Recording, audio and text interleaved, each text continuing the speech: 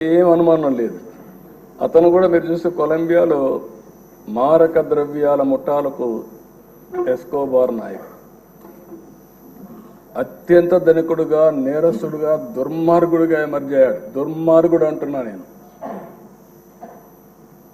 ప్రపంచ మార్కెట్లో 80% కోకైన్ వంటి మారక ద్రవ్యాలని తయారు చేసి సరఫరా చేసి మొత్తం ప్రపంచంలోని డ్రగ్ స్మగ్లర్గా తయారయ్యాడు. మన ఈయన కూడా చూస్తే గంజాయి వచ్చింది, డ్రగ్స్ వచ్చాయి. ఈరోజు నేను హామీ ఇస్తున్నా, ఎట్టి పరిస్థితుల్లో రాబోయే రోజుల్లో ఎవరైనా సరే గంజాయి అమ్మినా, గంజాయి పండించిన ఉక్కు పాదంతో ఈ ప్రభుత్వం అణిచివేస్తాం. ఒక్కరోజు మాట్లాడా?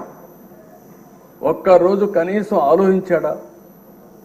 ఎంతమంది పిల్లలు, ఎంతమంది నాశనం అయిపోయారు గంజాయి తీసుకొని, ఎంతమంది డ్రగ్స్ కడెక్ట్ అయిపోయి ఎన్ని ఘోరాలు నేరాలు జరిగాయంటే అన్ని ఘోరాలు నేరాలు జరిగే పరిస్థితి వచ్చింది. ఆ పాబ్లో ఎస్కోబార్ అయితే 1985లో సుప్రీంకోర్టులో గెరిల్లాతో దాడులు చేపించాడు. 11 మంది న్యాయమూర్తిని చంపేశారు. ఇది ఈ ఎంపీని కూడా అదే విధంగా చంపేవారు. కనీసం ఈ దేశంలో ప్రజాస్వామ్యంలో కాస్తో కోస్తో చెక్స్ అండ్ బ్యాలెన్సెస్, కోర్టులు ఇవన్నీ ఉన్నాయి కాబట్టి కొంతవరకన్నా బయటపడ్డాం. కానీ లేకపోతే ఇతన్ని ఎప్పుడో ఎలిమినేట్ చేసే పరిస్థితికి వచ్చారు. సుప్రీంకోర్టులో బుల్డోజర్తో గుర్తించారు.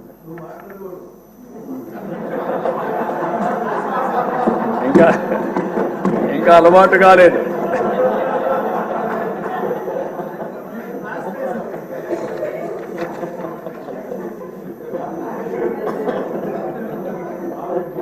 కాబట్టి మీరు అతనికి ఇతనికి చూస్తే ఒక వ్యక్తి అతని మీద మాట్లాడాడని, మినిస్టర్ పార్లమెంట్లో మాట్లాడాడని అతను చంపించేశాడు.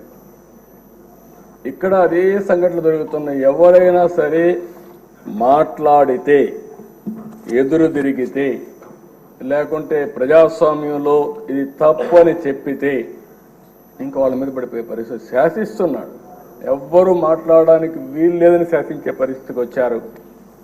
అలాంటి పరిస్థితిలో ఎదురొడ్డి ఇంకా ఎమోషన్ ఉంది.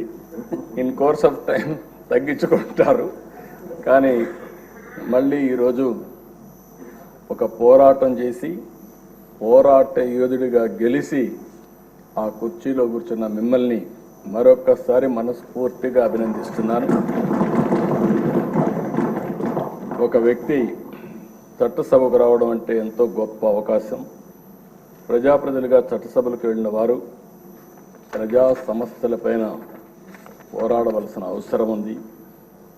గడచిన 5 సంవత్సరాలుగా చూశాం. ఇదే కుర్చీలో అంత మునుపు 14 సంవత్సరాలు కూర్చున్నా, అదే అపోజిషన్ కుర్చీలో కూర్చున్నాను. ఆ రోజులు ఇప్పుడు కూడా గుర్తొస్తాయి. ఒక్కరోజు కూడా అసెంబ్లీ సుజావుగా జరగడం కానీ, బూతులు లేకుండా అసెంబ్లీ జరిపిన సంఘటనలు లేవు.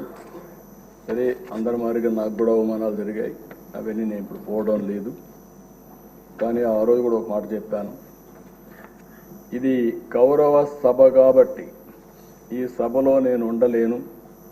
మళ్ళీ ప్రజాక్షేత్రంలో గెలిచి గౌరవ సభగా చేసిన తర్వాతనే ఆ సభలో అడుగు పెడతానని వచ్చాను.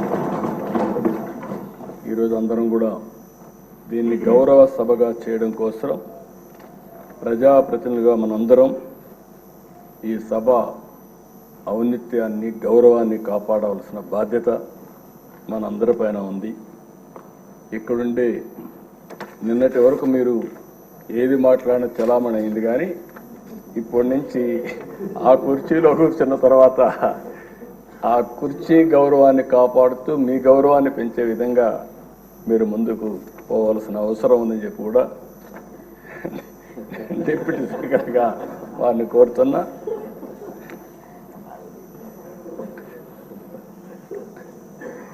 ఇంకొక పక్కన ఎప్పుడు కూడా మనందరం ఒకటి గుర్తుపెట్టుకోవాలి, ఇక్కడుండే వాళ్ళందరం చాలామంది బాధితులు ఉన్నాం. ఇంత మునుపు స్పీకర్ గారు ఉన్నారు. స్పీకర్ గారు ఆ వయసులో ఉంటే ఆయన రాజకీయ అనుభవం కూడా అపారం. 83 నుంచి రాజకీయాల్లో ఉన్నారు. 7 సార్లు ఎమ్మెల్యే అయ్యాడు. అలాంటి వ్యక్తి మీద అటెంప్ట్ రేప్ కేసు పెట్టారు. అంటే ఏమన్నా నాకైతే అర్థం కావడం లేదు. ఇప్పుడు ఆయన అదే బ్యూటీ ఆఫ్ డెమోక్రసీ, ఆయన ఇప్పుడు స్పీకర్. అదే మాదిరిగా ఈయన్ని చంపేయాలనుకున్న ఆయన ఇప్పుడు deputy speaker. Can you imagine this? అందుకే ప్రజల్లో ప్రతి ఒక్క విషయాన్ని వాచ్ చేస్తారు. ప్రతి ఒక్క విషయాన్ని వాచ్ చేసి ఎప్పటికప్పుడు ఒక్కొక్కసారి బయట రాలేరేమో కానీ అవకాశం వచ్చినప్పుడు మాత్రం సరైన నిర్ణయం తీసుకుంటారని చెప్పి నేను మీకు తెలియజేస్తూ, అహంకారంతో విర్రవీగిన వారికి కాల్చి వాత పెడతారంటారు చూడండి, అదే సరిగా జరిగింది. ఆ రోజు మాట్లాడినప్పుడు వై నాట్ 175 అంటే వై నాట్ 175 కాదు, నీకు ఇచ్చేది 11 అని చెప్పి 11 సీట్లతో గెలిపించారు. ఇంకొక పక్క ఇదే సీట్లో నేను చూశాను, మీ ప్రతిపక్ష స్థానాన్ని తీసేస్తామని చెప్పి హోదా తీసేస్తామని మాట్లాడారు. ఇప్పుడు ప్రజలు ప్రతిపక్ష హోదా కూడా ఇవ్వని పరిస్థితికి వచ్చారు. ఇంకొక పక్కన మనం గుర్తుపెట్టుకోవాల్సింది, ఇవన్నీ కూడా అహంకారం. అలాంటి అహంకారంతో ముందుకు పోతే ఇదే అవుతుంది. నా చరిత్రలో 2 సార్లే ప్రతిపక్ష హోదా అనేది నాయకులు ఇచ్చేది కాదు, ప్రజలు ఇచ్చేది. అంటే ప్రజలు ఓట్లు వేసినప్పుడు 10% సీట్లు గెలిస్తే ఆ గెలిచిన పార్టీకి ప్రతిపక్ష హోదా వస్తుంది. లేకపోతే మెజారిటీ మనం గెలిస్తే మనం ఇక్కడ అసెంబ్లీకి వస్తాం, మెజారిటీ ఉంటే గవర్నమెంట్ ఫామ్ చేస్తాం. అట్లా కాకుండా ప్రతిపక్ష హోదా కావాలి, ఇవ్వకపోతే నేను అసెంబ్లీకి రానని డిమాండ్ చేసే నాయకుడు నా చరిత్రలో ఎప్పుడు చూడలేదు.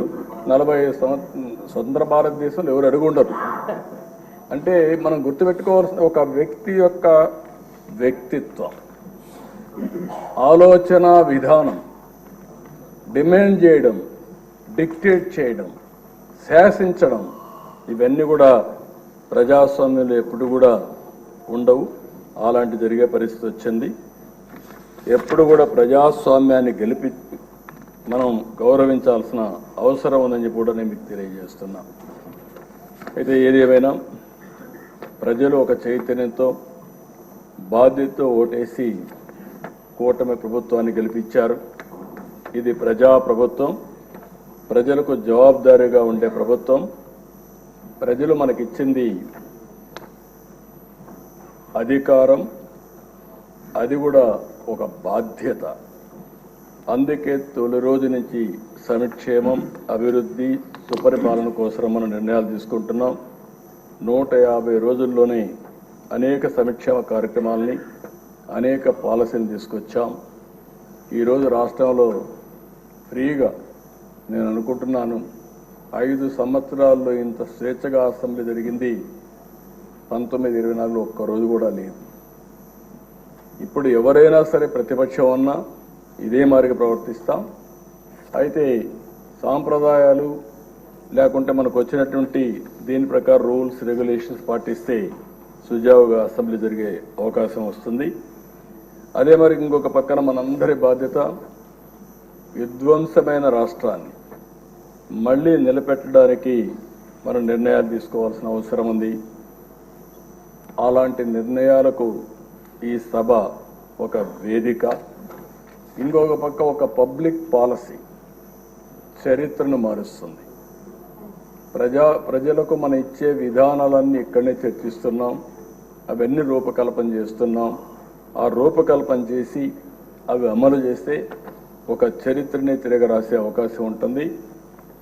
ఈ యొక్క 24, 29 శాసనసభ అలాంటి చరిత్ర తిరగరాయడానికి స్వర్ణ ఆంధ్రప్రదేశ్ చరిత్రని ప్రారంభించడానికి ఈ సభ ఎంతో దోహదం చేస్తుంది. అలాంటి సభలో అధ్యక్షులుగా చింతకాయల అయ్యన్నపాత్రుడు గారు, డిప్యూటీ స్పీకర్గా మీరు ఉండడం మాకెంతో గౌరవం అని చెప్పి కూడా నేను మీకు తెలియజేసుకుంటున్నా.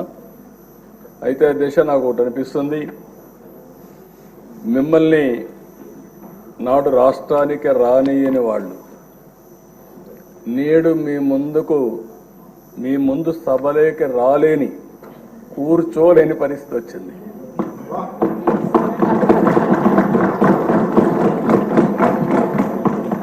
మిమ్మల్ని నాడు రాష్ట్రానికి రానియని వాళ్ళు నేడు మీ ముందు సభలోకి రాలేని, కూర్చోలేని పరిస్థితి వచ్చింది. ఇది దేవుడు రాసిన స్క్రిప్టే. That is the beauty of democracy, that is the miracle. ఆ రోజు ఒక్క క్షణం భగవంతుడు చిన్న చూపు చూసుంటే త్రిపులారిని ఇక్కడ చూసేవాళ్ళం కాదు.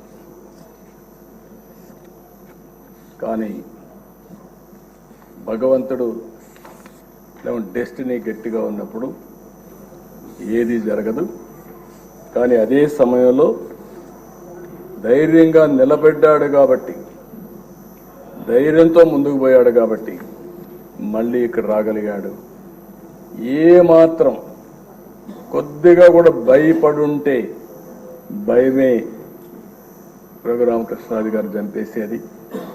ఆ ధైర్యానికి, ధైర్య సాహసాలకు మారు పేరైనటువంటి రఘురామకృష్ణరాజు గారిని మనస్ఫూర్తిగా అభినందిస్తూ, అలాంటి వాళ్ళు మనందరికి కూడా, మీ అందరికి కూడా చాలా మంది యంగ్స్టర్స్కి ఆదర్శం కావాల్సిన అవసరం ఉంది.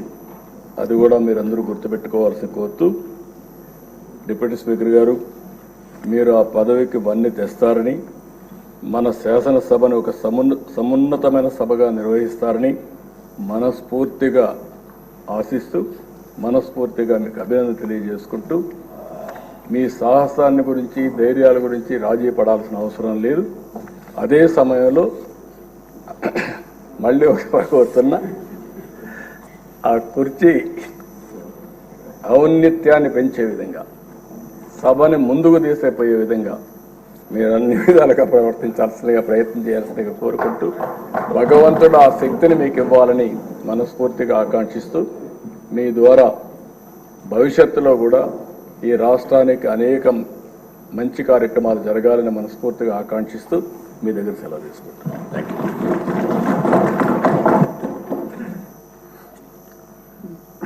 గౌరవనీయులైన ఉప ముఖ్యమంత్రి వర్యులు శ్రీ పవన్ కళ్యాణ్ గారు. Thank you sir.